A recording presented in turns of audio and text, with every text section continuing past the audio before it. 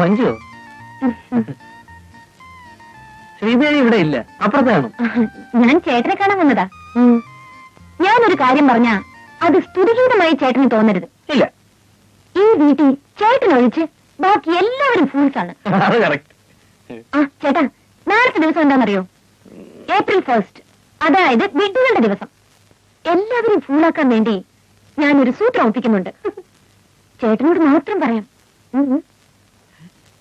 നാളെ ടെറസിൽ ഈ വീട്ടിലെ എല്ലാവരും വരും.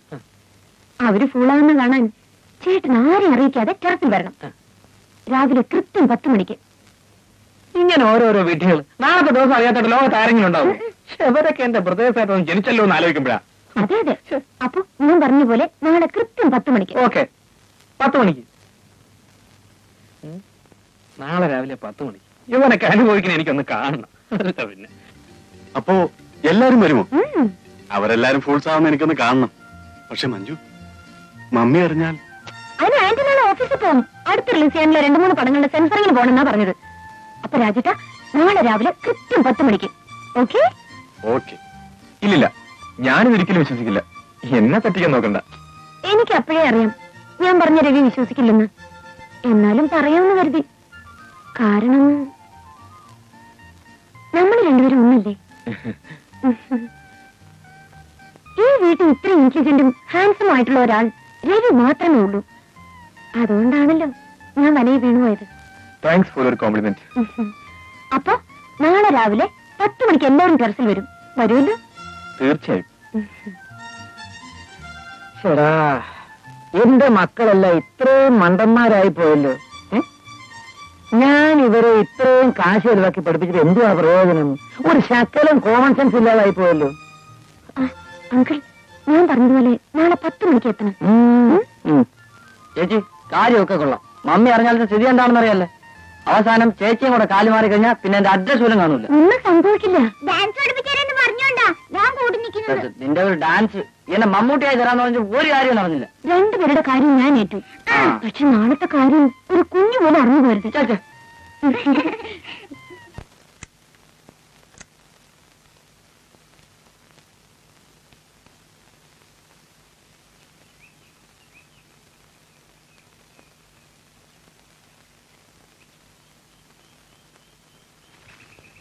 ആരെയും കാണുന്നില്ലല്ലോ. കരുതോളൊന്നും എത്തിയിട്ടില്ലെന്നാ തോന്നുന്നത്. ആ, വരട്ടെ.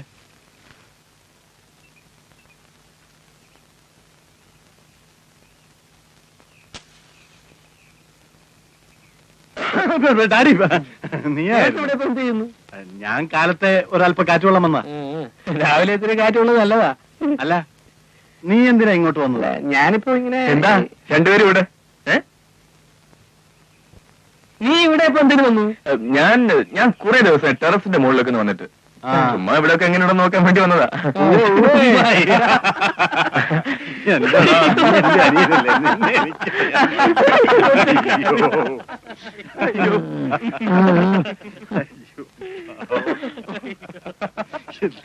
എന്താണ് പതിവില്ലാതെ നമ്മുടെ വീട്ടിലൊരു ചിരിയും കളിയും ഒക്കെ?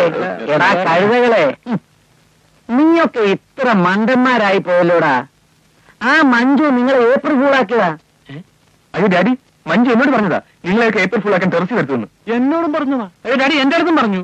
ഓഹോ, അവള് നമ്മളെല്ലാം ഫൂളാക്കിയതാണെന്നാ തോന്നുന്നത്. ഏതായാലും നമ്മൾ ഫൂളായ ഒരു അവൾ അറിയുന്നതിന് മുമ്പ് നമുക്ക് വേഗം സ്ഥലം വിടാം. Your attention please.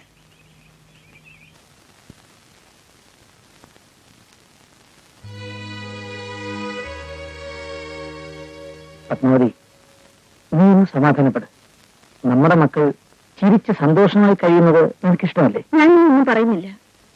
എല്ലാം നിങ്ങളുടെ ഇഷ്ടം പോലെ ചെയ്തോളൂ. ഈ വീടിനെ ഒരു ഹോട്ടലോ നൃത്തശാലയോ ആക്കി മാറ്റാനാണ് നിങ്ങളുടെ ഭാവമെങ്കിൽ അതും ആയിക്കോട്ടെ. നിങ്ങളുടെ ചിട്ടകളും ശീലങ്ങളും നിന്നെ അടിച്ചേൽപ്പിക്കാൻ ഞാൻ ഉദ്ദേശിക്കുന്നില്ല. പത്മാവതി, ഞാൻ പറയുന്നൊന്ന് കേൾക്ക. വേണ്ട, നിങ്ങൾ ഒന്നും പറയണ്ട. ശരി, നീ നിന്റെ ഇഷ്ടം പോലെ ചെയ്യാം.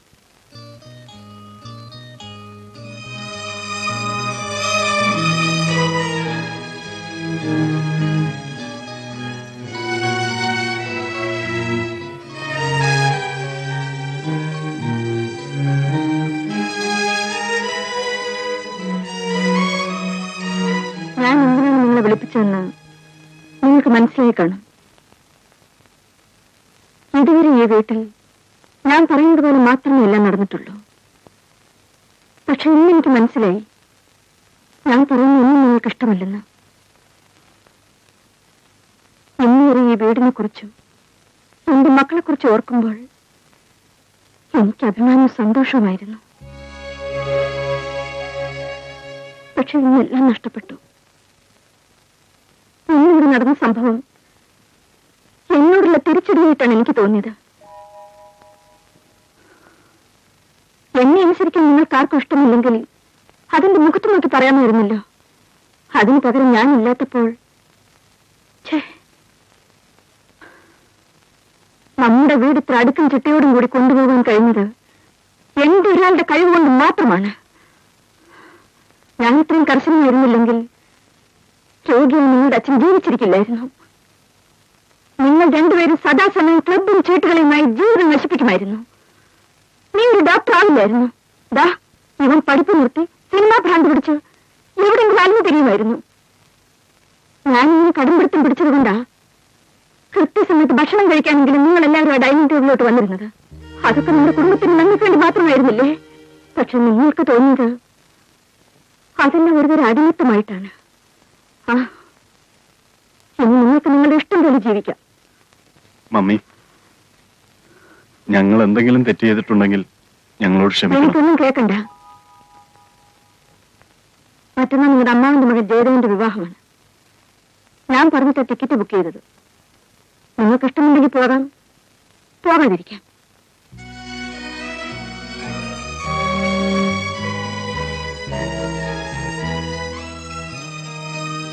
ആന്റി,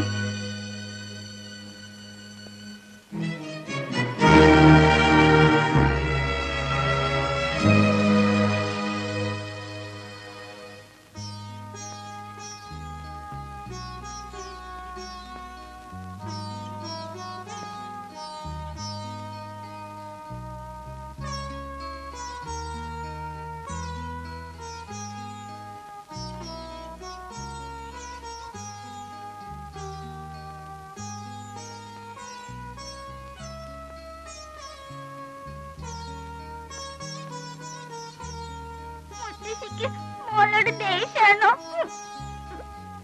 മോളിനോട് തെറ്റും ചെയ്യില്ല. മുത്തശ്ശി മോളോട് പിണങ്ങരുത്.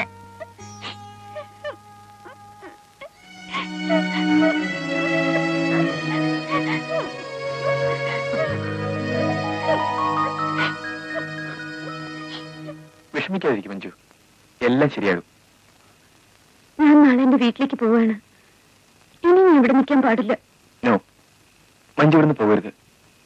മഞ്ജു ഇല്ലാതെ എനിക്ക്... ഇല്ല രവി, ആന്റി ഒരിക്കലും നമ്മുടെ വിവാഹത്തിന് സമ്മതിക്കില്ല. അഥവാ മമ്മി സമ്മതിച്ചില്ലെങ്കിലും മഞ്ജുവിനെ ഞാൻ വിവാഹം കഴിക്കും.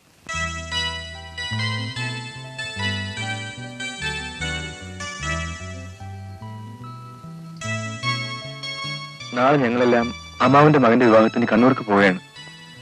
വിവാഹം കഴിഞ്ഞ് വന്നിട്ട് മമ്മിയുമായി എല്ലാം സംസാരിച്ച് ശരിപ്പെടുത്താം. ഞാൻ വരുന്നതുവരെ മഞ്ജു ഇവിടെ തന്നെ ഉണ്ടാകണം.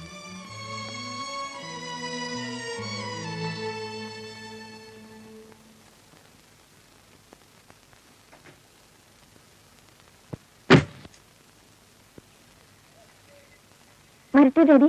പോട്ടെ മുത്തശ്ശ. ശരി.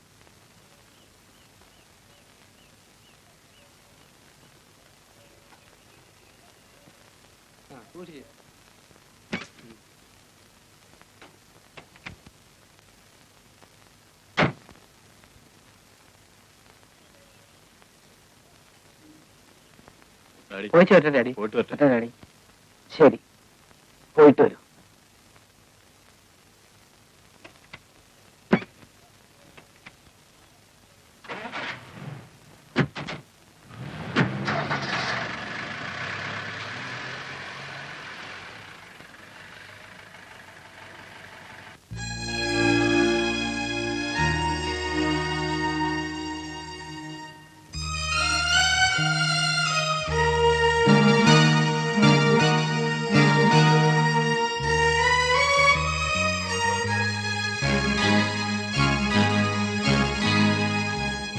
എടോ ഗേൾഫ്രണ്ടേ, തനിക്ക് എന്ത് പറ്റിയിടോ?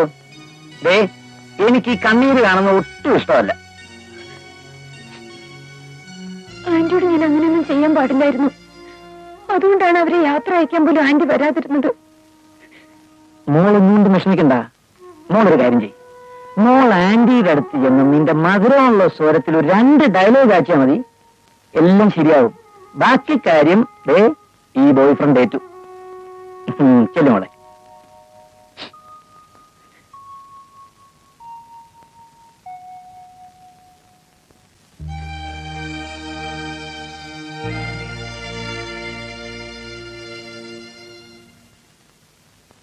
ആന്റി,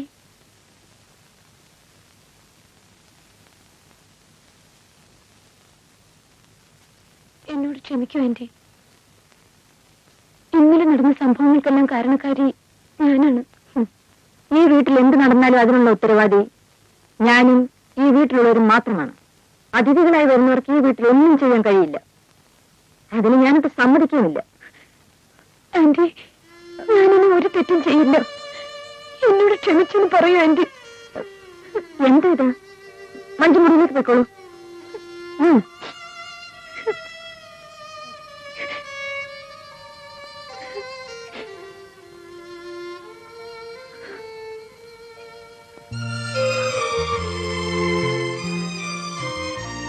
മക്കളൊക്കെ പോയപ്പോ വീട് ഉറങ്ങിയതുപോലെ ആയി അല്ലേ പത്മാവതി? അവരെല്ലാവരും കൂടെ ഉറങ്ങിപ്പോകുന്നത് കണ്ടപ്പോ മനസ്സിന് എന്തോ ഒരു പ്രയാസം. മനസ്സിന് കൂടുതൽ ശക്തി ഉണ്ടാക്കാൻ ശ്രമിക്കുന്നത് നല്ലതാണ്. അവരോരോരുത്തര് അവരവരുടെ കാര്യങ്ങൾ നോക്കി വീട് വിട്ടിറങ്ങി പോകുമ്പോ ചിലപ്പോ നിങ്ങൾക്ക് താങ്ങാനാവില്ലെന്ന് വരും. നീ എന്താ പത്മാവതി പറയുന്നത്? സംഭവിക്കാനുള്ള എല്ലാം സംഭവിച്ചു.